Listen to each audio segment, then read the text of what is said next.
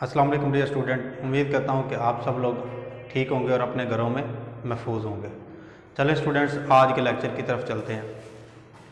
आज का जो लेक्चर है वो lecture number 2 unit number 2 scalars और वेक्टर्स। अगर आज के टॉपिक की बात करें तो एग्जामिनेशन पॉइंट ऑफ व्यू से स्टूडेंट्स ये काफ़ी इंपॉर्टेंट शॉर्ट क्वेश्चन है। तो इसको जब भी आपने करना है तो स्केलर्स एक साइड पे, वेक्टर एक साइड, मिड में आपने क्या करनी है, लाइन लगानी है। एटलीस्ट 2 से 3 पॉइंट्स आपने मेंशन करने हैं इसके। स्केलर क्वांटिटीज़ की अगर बात करें, स्केलर क्वांटिटी ऐसी क्वांटिटीज़ होती हैं, ऐसी मिकदारें होती हैं जिनको डिस्क्राइब करने के लिए हमें सिर्फ और सिर्फ उसके मैग्नीट्यूड की ज़रूरत होती है। इसके एग्जाम्पल अगर बात करें, स्पीड, मैस, टाइम। मैथ्स की अगर डिस्कवर कर लें, अगर मैथ्स की अगर एग्जांपल को थोड़ा सा एक्सप्लेन करते हैं तो वो ये है कि अगर आप मिसाल के तौर पर शुगर लेते हैं 5 kg, तो हमें इसके लिए सिर्फ और सिर्फ इसकी जो है मैग्नीट्यूड की ज़रूरत है 5 kg, जिससे हमें पता चल जाएगा कि ये शुगर है। ना कि हमें इससे ये ज़रूरत है कि 5 kg ऊपर की तरफ, नीचे की तरफ, लेफ्ट और राइट की तरफ ये क्या है, शुगर। हमें सिर्फ और सिर्फ कि मैग्नीट्यूड मिकदार से जाहिर करनी है कि पता चलता है ये क्या है, स्केलर्स है। अब इसके बरक्स अगर वेक्टर की बात करें, वेक्टर क्वांटिटीज़ वो क्वांटिटीज़ होती हैं जो कि जिनको हमें डिस्क्राइब करने के लिए मैग्नीट्यूड के साथ साथ उसकी डायरेक्शन की भी ज़रूरत होती है। डायरेक्शन के बगैर ये मुकम्मल नहीं होती। मिसाल के तौर पर हमारे पास एग्जांपल है, फोर्स है, वेलोसिटी है, मोमेंटम है। फोर्स क्या है? अब देखिए, फोर्स हमने लगानी है किसी भी चीज़ को उठाने के लिए, तो हमें ये पता होना चाहिए फोर्स कितनी लगानी है और किस डायरेक्शन में लगानी है। मिसाल के तौर पर अगर किसी चेयर को मैंने उठाना है तो मुझे ये, अगर मैंने हॉरिजॉन्टली उसको मूव करना है तो हॉरिजॉन्टली फोर्स लगानी पड़ेगी। अगर मैंने उसको वर्टिकली उठाना है तो मुझे वर्टिकली फोर्स लगाना पड़ेगी। इट मीन्स दैट कि हमें क्वांटिटी के साथ साथ, जो मैग्नीट्यूड के साथ साथ इसकी डायरेक्शन की प्रॉपर ज़रूरत होती है, जिसकी वजह से हम इसको एक्सप्लेन कर सकते हैं। ये सारी इसकी क्या है एग्जाम्पल, फोर्स, वेलोसिटी, मोमेंटम, ये क्या है, इनको प्रॉपर डायरेक्शन की ज़रूरत होती है, ये वेक्टर्स हैं। इसी तरह आपने सिंपल डेफिनेशन कोड करनी है, साथ में इसकी एग्जांपल कोड करनी है और साथ इसके 1-2 यूनिट लगा देने। उसके बाद जो वेक्टर्स है इनको रिप्रेजेंट करने का मेथड है। वेक्टर को रिप्रेजेंट कैसे किया जाता है? वेक्टर को रिप्रेजेंट करने के लिए बेसिकली ये 2 मेथड्स हैं। एक है सिम्बॉलिकली और दूसरा है ग्राफिकली। सिम्बॉलिकली ये वेक्टर को जाहिर करने के प्रॉपर 3 मेथड्स हैं। वो कैसे हैं? पहला है बोल्ड लेटर से, दूसरा है एरो हेड से और तीसरा है बार से। बोल्ड लेटर के वर्ड्स को आप, लेटर्स को आप, इंग्लिश अल्फाबेट्स को आप प्रोमिनेंट कर दें, इट मीन्स दैट उसको थोड़ा मोटा मोटा करके लिख दें, तो वो क्या होगा, वेक्टर्स कहलाएगा। दूसरा क्या है, आप English alphabet, small English alphabet के ऊपर एरो का निशान लगा दें तो वो भी वेक्टर्स कहलाएगा। और इंग्लिश अल्फाबेट, स्मॉल अल्फाबेट के ऊपर अगर आप नीचे बार लगा दें तो फिर भी वो क्या कहलाएगा, वेक्टर कहलाएगा। इनकी इंडिकेशन से हमें ये पता चल जाएगा कि ये वेक्टर क्वांटिटीज़ हैं। अब दूसरा मेथड है ग्राफिकली। ग्राफिकली जो वेक्टर को जाहिर करने का तरीका है वो स्ट्रेट लाइन से, सीधी लाइन से हम उसको जाहिर करते हैं और उसके आगे तीर का निशान लगा देते हैं, एरो हेड लगा देते हैं। जो सीधी लाइन होती है वो वेक्टर्स की मैग्नीट्यूड को जाहिर करती है और यानी कि मिकदार को, और जो तीर का निशान है वो उसकी डायरेक्शन को जाहिर करता है, यानी कि इस डायरेक्शन में ये वेक्टर इतनी मिकदार में है।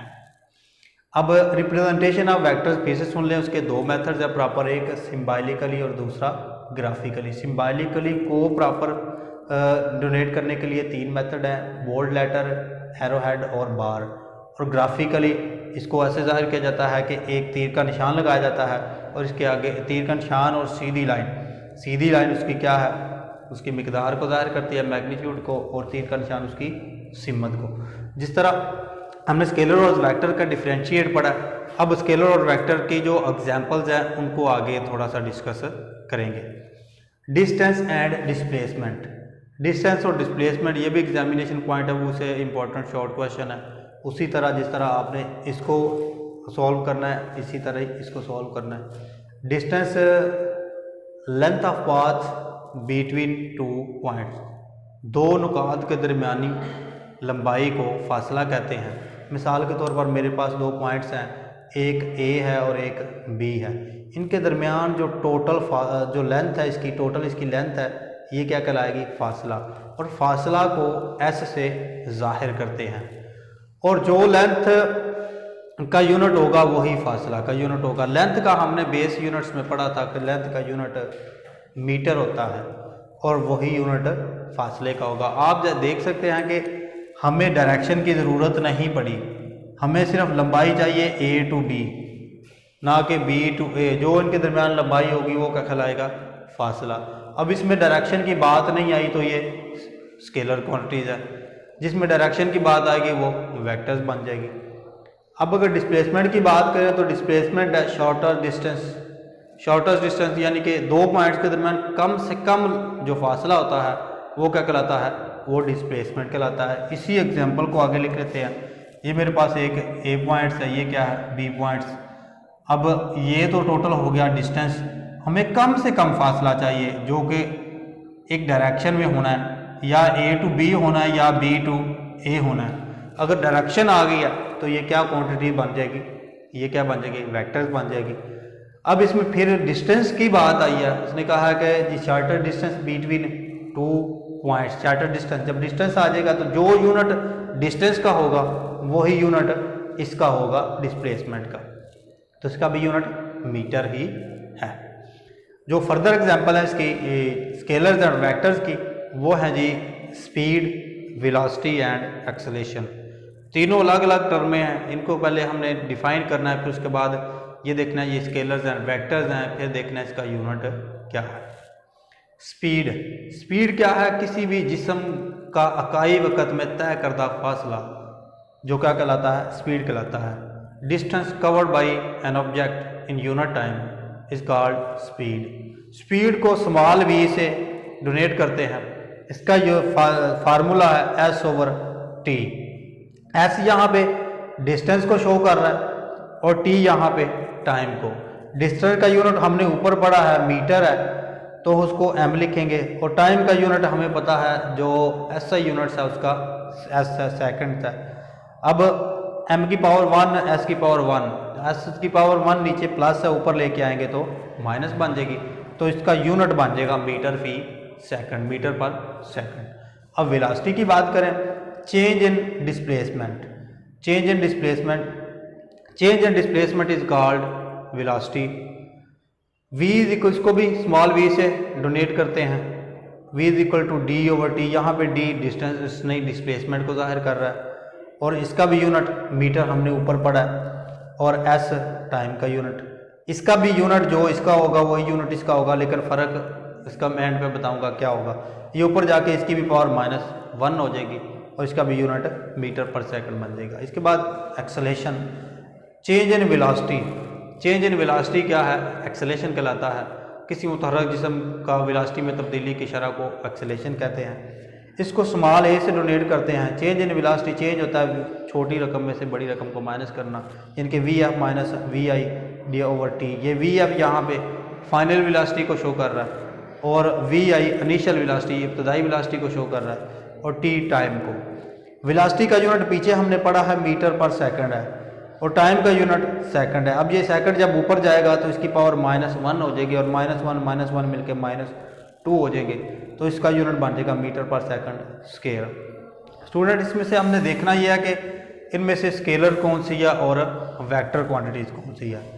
अब डिस्टेंस की यहाँ पे बात आई है, तो डिस्टेंस चूँकि स्केलर क्वांटिटी है तो ये भी स्केलर क्वांटिटी होगी। यहाँ पे डिस्प्लेसमेंट की बात आई है, डिस्प्लेसमेंट चूँकि वेक्टर क्वांटिटी है ये वाली, इसमें क्योंकि डायरेक्शन की बात आई थी, डिस्प्लेसमेंट वेक्टर्स है तो ये भी वेक्टर कहलाएगी। अब वेलोसिटी की बात आई है, वेलोसिटी क्या है, वेक्टर्स है, तो जब वेलोसिटी वेक्टर है तो एक्सेलरेशन भी वेक्टर है। स्टूडेंट्स, इसी से इन तीनों से रिलेटेड आगे टर्में बनती हैं। Uniform speed, variable speed, uniform velocity, variable velocity, uniform acceleration, variable acceleration. एक टर्म को समझ लेंगे तो तीनों टर्मों की समझ ऑटोमेटिकली आ जाएगी। सबसे पहले यूनिफॉर्म स्पीड की ही बात करते हैं। किसी भी बॉडी की स्पीड यूनिफॉर्म होगी अगर वो वक़्त के बराबर वक्फों में बराबर फासला ही तय करे। अब मैंने टर्म यूज़ किया है कि वक़्त के बराबर वक्फों में। जब कोई भी बॉडी मूव कर रहा होता है, अगर वो फ़र्ज़ करें एक गाड़ी है, पहले 10 सेकंड में वो 10 मीटर फासला तय करती है, अगले 10 सेकंड में उसको 10 मीटर फासला तय करना होगा। अगर वो 10 मीटर ही फासला तय करती है तो उसकी स्पीड यूनिफॉर्म होगी। अगर वो 10 मीटर फासला तय नहीं करती तो वो यूनिफॉर्म स्पीड उसकी नहीं होगी। बात की थी वक़्त के बराबर वक्फों में, हाँ वो वक्फे कितने ही मुख्तसर क्यों ना हों। अगर मैं इस 10 सेकंड की बात की थी मैंने, अगर 10 सेकंड को मैं 5 सेकंड पे भी कर दूं तो फिर भी बॉडी को 10 मीटर ही फासला तय करना चाहिए। अब वेरिएबल स्पीड की बात करें, वेरिएबल स्पीड किसी जिस्म की वो स्पीड होती है कि जब वो वक़्त के बराबर वक्फों में बराबर फासला तय ना करे। मिसाल के तौर पर पहली वाली मिसाल को लेते हैं, अगर एक गाड़ी है वो पहले 10 सेकंड में 10 मीटर फासला तय कर रही है, अगले 10 सेकंड में वो 20 मीटर फासला तय कर रही है, तो ये फिर बात वक़्त के बराबर वक्फों में बराबर फासले वाली बात गलत हो जाएगी। तो जब ये बात गलत हो जाएगी तो वो उसकी स्पीड यूनिफॉर्म नहीं रहेगी, वो वेरिएबल हो जाएगी। वेरिएबल का मतलब भी क्या है? तब्दील होना। इट मीन्स दैट के जब कोई जिस्म वक़्त के बराबर वक्फों में बराबर फासला तय नहीं करता उसकी स्पीड यूनिफॉर्म नहीं होती, वेरिएबल स्पीड होती है। अब यहाँ पे अगर यूनिफॉर्म स्पीड की बात आएगी तो वो डिस्टेंस की बात आएगी, बाकी सारी की सारी स्टेटमेंट वही। अब यूनिफॉर्म वेलोसिटी की बात आएगी तो इसमें डिस्प्लेसमेंट होगा, बाकी सारी की सारी स्टेटमेंट जो हमने ऊपर यूनिफॉर्म स्पीड और वेरिएबल स्पीड के लिए पढ़ा तो बाकी सारी की सारी स्टेटमेंट वही। यूनिफॉर्म एक्सेलरेशन की बात आएगी तो चेंज इन वेलोसिटी होगा, change in velocity, change in velocity word लगाना, बाकी सारी की सारी स्टेटमेंट वही। तो ये तीनों की तीनों क्या है? इसी तरह आपने पहले में यूनिफॉर्म स्पीड में अगर किसी जिस्म की स्पीड यूनिफॉर्म होगी वक़्त के बराबर वक्फों में बराबर फासला तय करें। अगर किसी जिस्म की स्पीड ये वेरिएबल होगी अगर वो वक़्त के बराबर वक्फों में बराबर फासला तय ना करे। अगर यूनिफॉर्म वेलोसिटी की बात करें, किसी जिस्म की वेलोसिटी यूनिफॉर्म होगी अगर वो वक़्त के बराबर वक्फों में उसका डिस्प्लेसमेंट बराबर हो। किसी जिस्म की स्पीड वेलोसिटी या यूनिफॉर्म वेरिएबल होगी अगर वो वक़्त से बराबर वक्फों में बराबर डिस्टेंस कवर नहीं करती। अब यूनिफॉर्म एक्सेलरेशन, यूनिफॉर्म एक्सेलरेशन किसी जिस्म का एक्सेलरेशन यूनिफॉर्म होगा अगर वो वक़्त के बराबर वक्फों में उसमें वेलोसिटी की तब्दीली चेंज इन वेलोसिटी बराबर है। तो अगर वो वक़्त के बराबर वक्फों में चेंज इन वेलोसिटी बराबर नहीं है तो तब उसकी स्पीड वेरिएबल होगी। स्टूडेंट्स, मैंने जैसे आपको पहले बताया था कि सिर्फ distance, displacement, change in velocity change करना है, बाकी की सारी स्टेटमेंट जो हमने फर्स्ट में पढ़ लिया है इसमें तो वो सारी की सारी वही रहेगी। आई होप सो कि आपको इस लेक्चर की समझ आ गई होगी। अगर किसी स्टूडेंट को इस लेक्चर में प्रॉब्लम हो तो वो लेक्चर को रिवाइड कर लीजिएगा या कमेंट बॉक्स में अपना आंसर लिख दीजिएगा। बहुत शुक्रिया। अल्लाह हाफिज़।